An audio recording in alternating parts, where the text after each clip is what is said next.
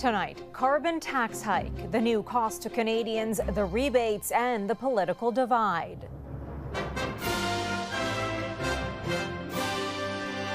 The price on pollution that is driving down emissions. Axe the tax. The debate and the protests as prices go up. It is what it is. I gotta get around, I gotta drive.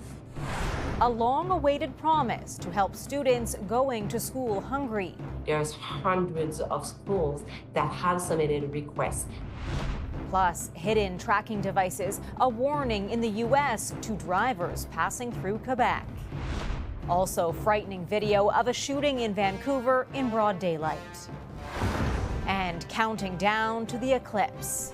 We've been sold out for more than a year for that night. The preparations and planning for an historic moment 1 week away.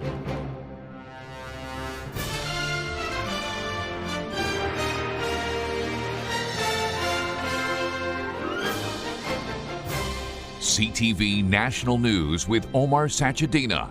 Reporting tonight, Heather Butts.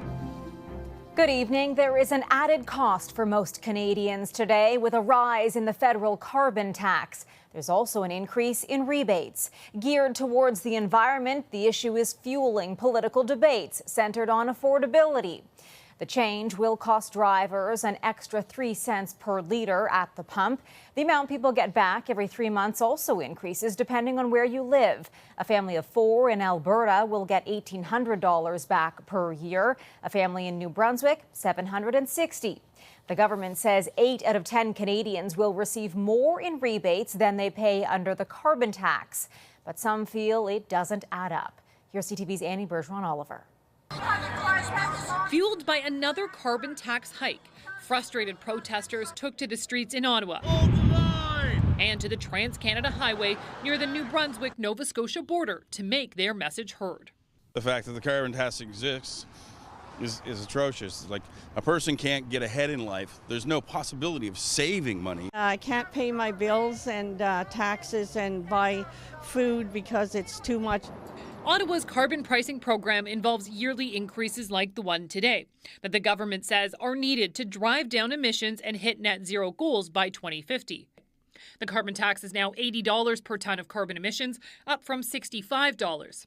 That translates into an extra 3.3 cents a litre for gasoline, 4 cents a litre for diesel, 2.3 cents a litre for propane, and 2.9 cents per cubic metre of natural gas.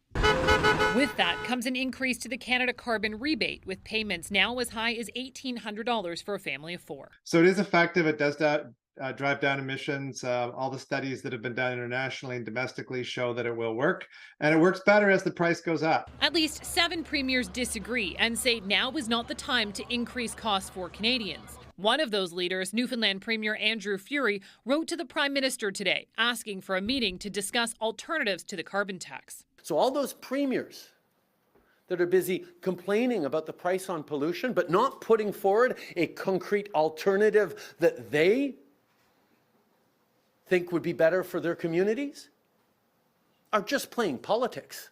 The Prime Minister has also accused his main opponent, Pierre Poilievre, of playing the same card. This is not just a tax at the pump. It's a tax on your heat, a tax on your food. For those at the pump, the answer doesn't seem as clear. I think they should scrap it altogether. I think it should be even higher. It is what it is. I gotta get around, I gotta drive. Although the federal carbon tax doesn't apply to British Columbia, the province does have its own system, which saw an increase today. And in Alberta, the provincial gas tax, Heather, also went up. All right, Annie, thank you.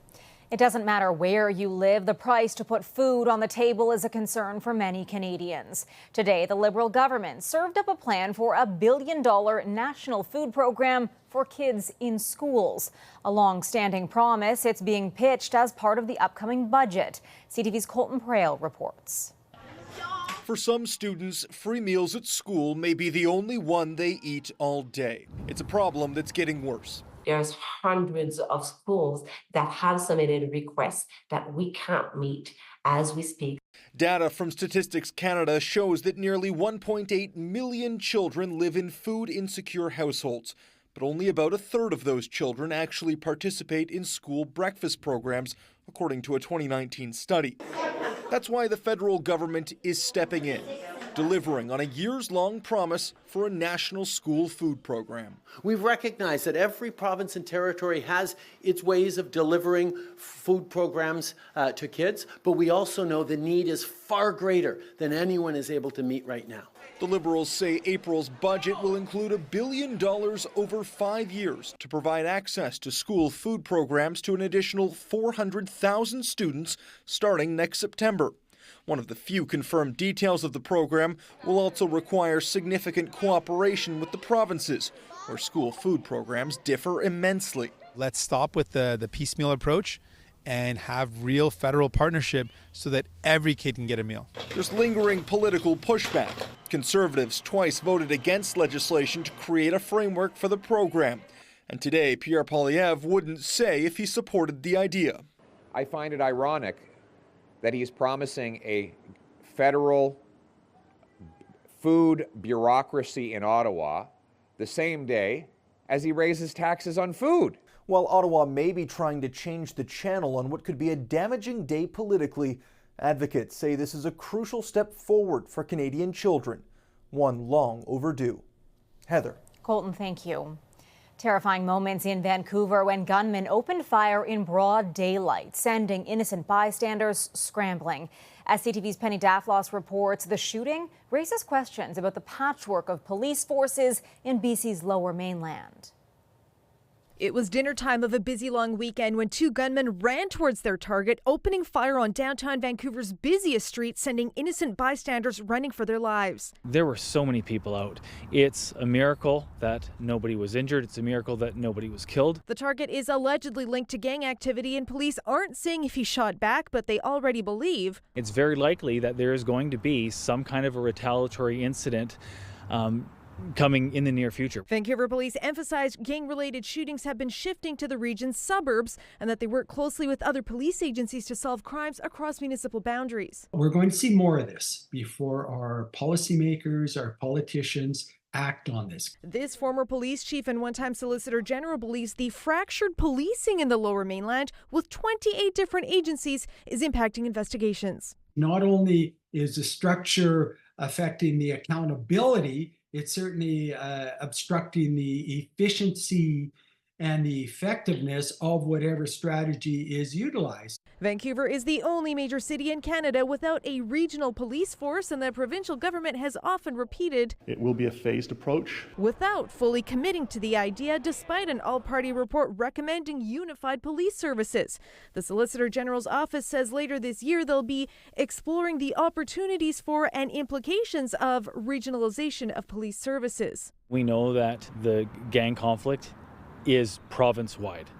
Gangsters move around. And a tit-for-tat response to this latest shooting could happen anywhere. The Metro Vancouver gang conflict has been cyclical for decades, and everybody just hopes this isn't the sign that a major re-escalation may be on the horizon. Heather? Thanks, Penny. Convicted murderer Alex Murdaugh, who's already serving 2 life sentences for the killing of his wife and son, was today sentenced to 40 years in prison for federal financial crimes. The disgraced former lawyer admitted to stealing millions from clients, including a $4 million insurance payment meant for the family of his housekeeper who died in a fall at the Murdaugh home. Police in the United States have flagged a worrisome trend. Drivers who traveled to Montreal have reported finding tracking devices like AirTags in their vehicles. CTV's Quebec Bureau Chief Geneviève Beauchemin on why criminals might tag your car. Returning home south of the border after a trip to Montreal, some motorists have reported packing an unwanted souvenir. 3 drivers discovered tracking devices over the past month, like Apple AirTags, planted in their vehicles. Police in Vermont, just across the Quebec border, issued a warning saying Canadian authorities are aware of the use of such technology for criminal activity. One theory is that gangs in Montreal stashed these devices along with small items like firearms or cash to move them across the border.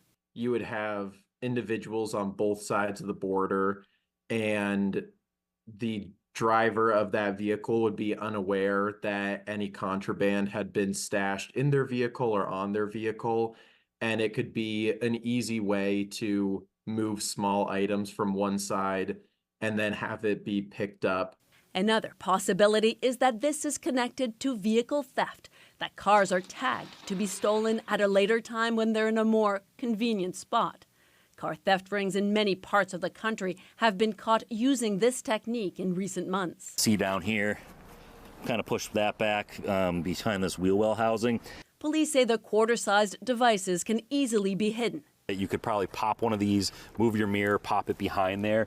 And they're investigating how criminals conceal guns or cash. Officials urge motorists to report finding an AirTag and not to ignore alerts on their cell phones warning a device is nearby. Most people, it seems thus far, have had alerts on their iPhone of AirTags, and that's how they've gotten to reporting it to law enforcement. These devices are designed to help us track down our wallets, our keys, but cybersecurity experts say there's often a flip side to this technology and that we have to be aware of that. Geneviève Beauchemin, CTV News, Montreal. Former U.S. President Donald Trump has managed to ward off financial disaster for now, securing a $175 million bond in his civil fraud case. The lifeline means Trump will be spared from paying a nearly $500 million judgment or having his assets seized by New York authorities while he appeals his penalty. Trump had been given 10 days to pay the reduced bond after a judge found he had improperly inflated his assets to get favorable loans. A temporary channel has opened around the wreckage of Baltimore's Francis Scott Key Bridge after the catastrophic ship crash last week. It will help us to get more vessels in the water around the site of the collapse. The channel will allow some smaller commercial vessels to reach the port, one of the busiest in the country. Demolition crews cut and removed the first major piece of debris weighing more than 200 tons. President Joe Biden is expected to visit the site on Friday. Canadians earning minimum wage in several provinces and territories are now seeing an increase in their paychecks. The boost comes as the cost of living soars, leaving many saying it's still not enough. Here's CTV's Sarah Plowman. Depending on where you live, workers earning a minimum wage got a raise today. Across Canada, some workers at banks, post offices, and airports will now earn 65 cents more an hour at $17.30. Employees in Atlantic Canada and Yukon will also get a bump to their paycheck. I think it's great, but it could be a little bit more maybe. In Atlantic Canada, Newfoundland and Labrador leads the pack, hiking wages 60 cents to $15.60. New Brunswick is next, followed by Prince Edward Island and Nova Scotia, where wages jump 20 cents to $15.20. Yukon wages are going up 82 cents an hour. Some people praise the increases. More money is always welcome. Businesses point out the downside. It just adds more price pressure to their operations. And unfortunately, not a lot of them can absorb it and are going to have to pass that on to customers. A group that's analyzed how much Canadians need to make what they call a livable wage believes today's raises are not enough. If you work full-time, week after week, you should be able to make ends meet where you live. This associate professor notes how the U.S. federal minimum wage is $7.25 an hour, much lower than Canada's. He says the wage hikes are pricing people out of work and encourages companies to automate. It destroys jobs. It destroys low-wage jobs. Several other provinces like Quebec, Ontario, and Saskatchewan will increase minimum wage later this year. Heather. Thanks, Sarah. Coming up, anger over the Middle East war here at home. United will never be defeated. What protesters and police are saying about arrests. Plus, just 1 week to go now until the total eclipse.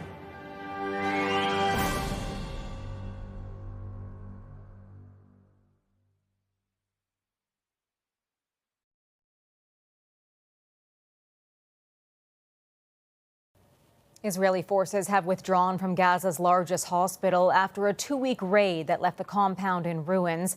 The IDF confirmed it killed Hamas militants based in Al-Shifa. The surprise action by our forces was precise and surgical. Israel has accused Hamas of using the facility as a command center, something the group denies. The Hamas-run media office says Israeli forces killed 400 Palestinians during the siege. U.S. and Israeli officials held virtual meetings today to discuss alternatives to a ground invasion of Rafah.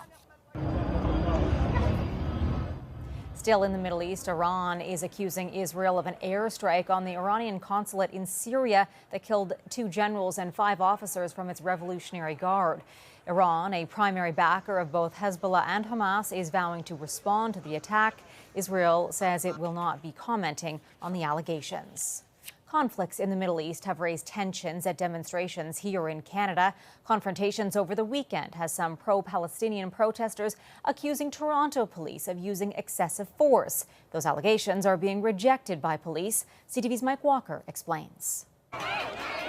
Video shows pro-Palestinian demonstrators and police clashing at Gerrard and Parliament on Saturday as Toronto police move in and make several arrests, including 2 people for assaulting officers. United will never be defeated. Outside police headquarters today, these escalations are in an attempt to criminalize and intimidate pro-Palestinian protesters off the streets. Rally organizers criticizing police tactics. This was not policing. This was premeditated, pre-planned police brutality. Accusing police of kettling demonstrators. This man claims he was forcefully detained. They left us with nowhere to go, and I was grabbed by my head, pushed over the police line, forcibly thrown to the ground, and I just felt several bodies on top of me. Toronto police say matters escalated when officers charged the driver of a truck involved in the protest with stunt driving for having people on its bed while it was moving, adding they had repeatedly warned the driver not to do so. Police say the driver was not cooperating, and when officers attempted to secure the vehicle, demonstrators resorted to physical aggression against officers. Police charged 1 woman for throwing horse manure at an officer. Another woman was charged for allegedly using a flagpole to intentionally spear an officer.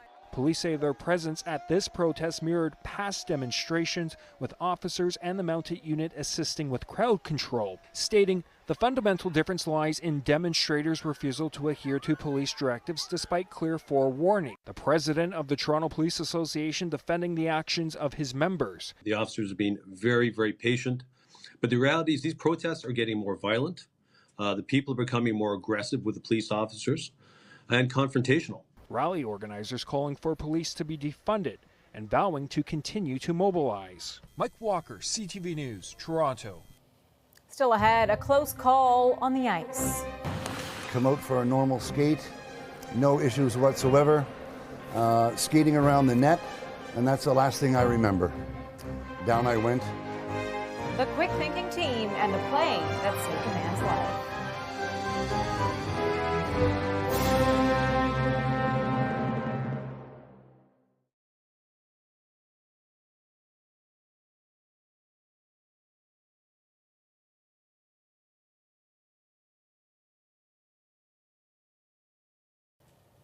Hockey is part of life for many Canadians. In Halifax, the noon hour gentlemen's hockey crew has been playing pickup for decades. They recently implemented an emergency protocol in case a player suffered a heart attack. And as CTV's Mike Lamb shows us, it was the right call. That's about our pace. Yeah. For the first 5 minutes. Yeah. For the warm-up. Yeah. My name is John Guinan. I'm from Truro, Nova Scotia, and I've been a pond hockey player for 40 years, up until March the 7th of this year. Come out for a normal skate, no issues whatsoever. Skating around the net, and that's the last thing I remember. Down I went. The next thing I recall is seeing the paramedics, Greg, Nigel, and a couple other fellows. I had a cardiac arrest. There was no feeling per se. Things just went black. It was like a lamp being unplugged. We kind of got him rolled over and got some of his hockey gear at least out of the way, and you could tell by the color, and he had left us at that point. And we continued CPR, and Greg came back with the AED, and he started it, and we put the pads on. The shock went off. Probably within less than 90 seconds, John was talking to us. So July of 2023, one of the guys we normally play with left the bench. He said he wasn't feeling well. He ended up going to the hospital, checked in with him later that night. How are you making out? I had a heart attack. So I reached out to the organizers that we play hockey with, and basically implemented some protocol, first aid kit to the bench, cell phone to the bench. Someone needed to be in charge of the AED in case something happened. When Johnny had his incident, that protocol, I believe, helped save his life. I'm overwhelmed. I'm indebted to these guys and others for my very life. It's a debt that I'll never be able to repay, but it's my hope that we can turn this into, for the benefit of all, telling this story, the most sincere, heartfelt thank you that I can muster. And that's what I want to add. Beautiful story. After the break, gearing up for an astronomical event. For all cities and regions in the path of totality, this is really a moment to get people from outside the path of totality to see this fantastic phenomenon. Observers ready for the opportunity to spot the solar eclipse.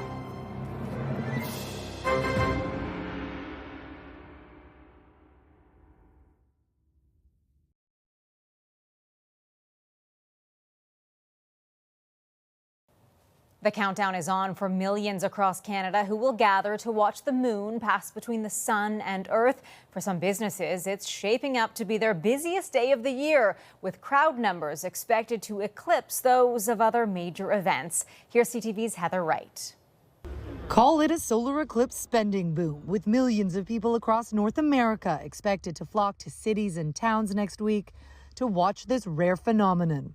We've been sold out for more than a year for that night. Steve Wright is the general manager of Jay Peak Resort in Vermont, one of the towns in the direct path of Monday's eclipse. After a slow ski season with poor weather, the eclipse is bringing in much needed business. This event is going to singularly change our financial performance for the entire year, and it drives everything in the community too.